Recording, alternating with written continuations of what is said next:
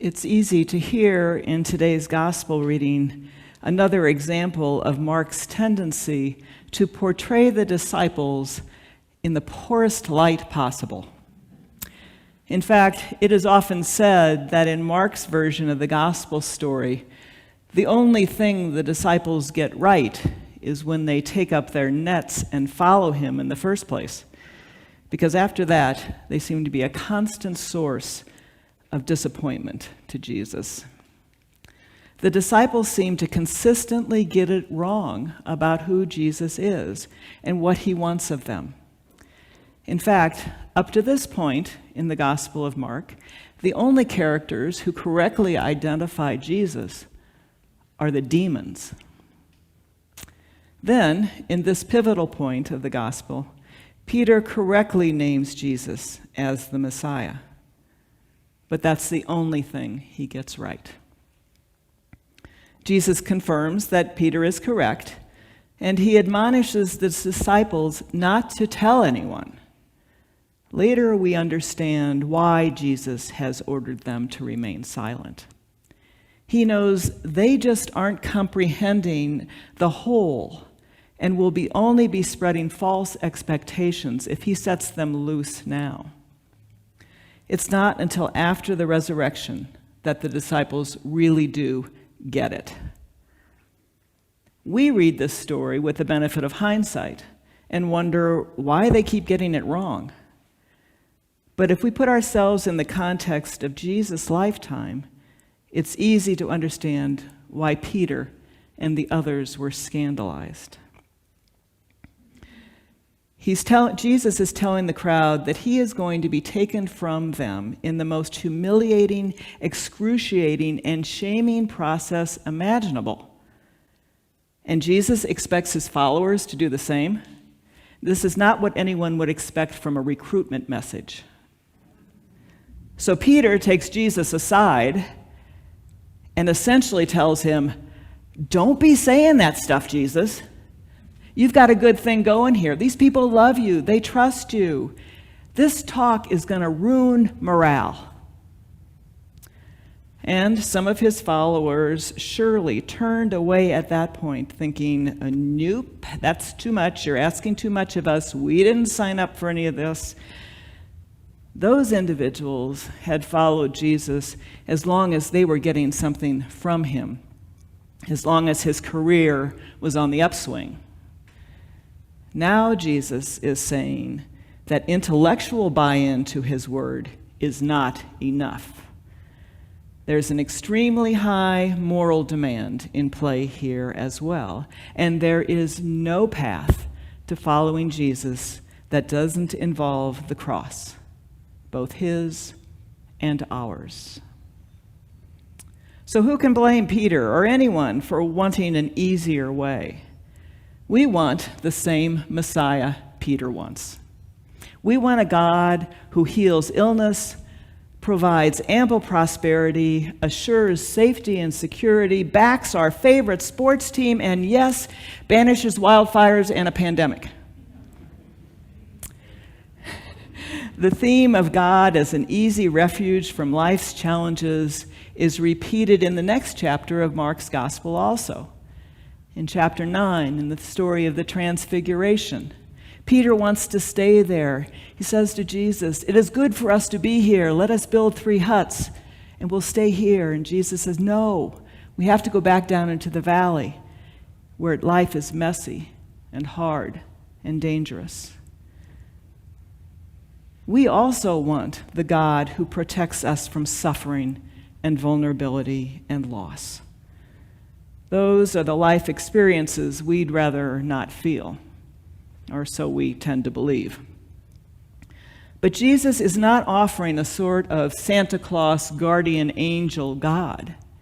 He never suggests anything even close to that. Jesus is perfectly aware that life is full of really hard stuff. None of us escapes those times. Every person's story includes times of pain, deep sadness, and loss. Jesus wants us to realize through his own humanity that we need to live fully into ours as well. And that means there will be good times and bad times. There will be great joy and crippling sorrow.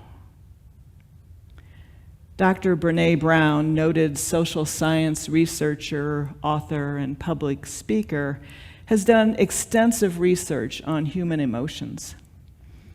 And one of the things she talks about is our human desire to prevent, avoid, ignore, suppress, repress, and otherwise numb experiences of suffering in ourselves and others.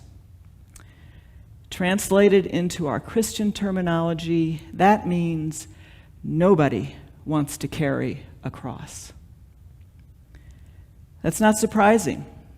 Why would anyone in Jesus' time or now say, yes, I'll go there, I don't mind suffering, I don't mind being criticized or disliked by others? But the truth is, we need to feel that full range of human emotions.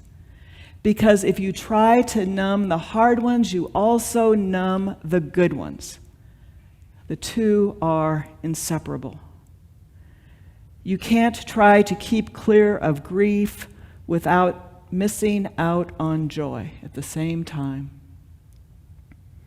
There's a reason we need to feel the weight of the cross, its splinters, the wounds it brings. This is part of what Jesus is getting at when he says, "Take up your cross and follow me." We are to live authentically because we all want to live with a sense of love and belonging.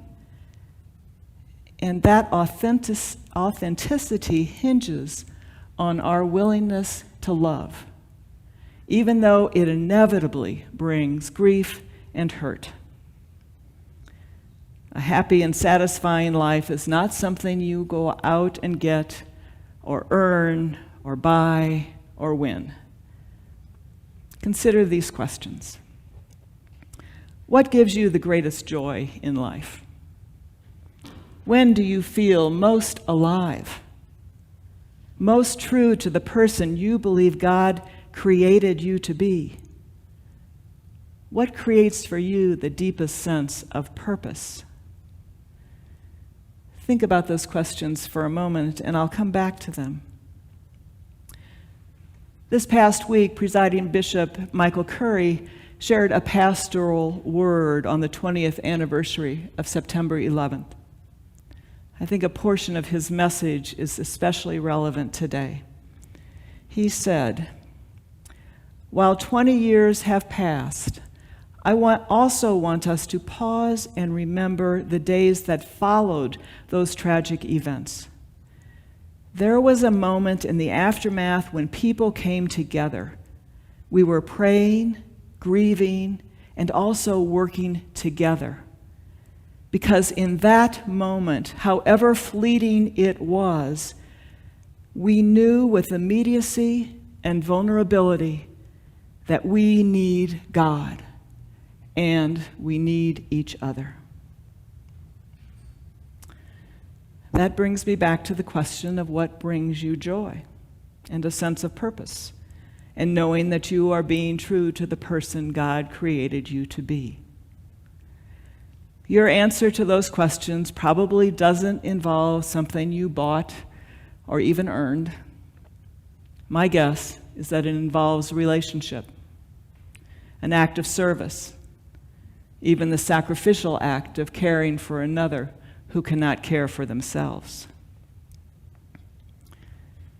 Experiencing abundant life is like love. It can't be won or earned or bought. It can only be given away. And the more you give it away, the more you feel it, understand it, and experience the joy of it. Living life abundantly is most deeply understood not when it is received, but when it is shared. And we only hold on to those elements of abundant life which we give away: love, mercy, kindness, compassion. Those are the essential ingredients of our life together here in the kingdom. In closing, I'd like to share a quote from Elizabeth Kubler-Ross. People are like stained glass windows. They sparkle and shine when the sun is out, but when the darkness sets in, their beauty is revealed only if there is a light from within. As counterintuitive as it may seem, keeping ourselves open to and not shut off from our own suffering and that of others is what kindles that light within us.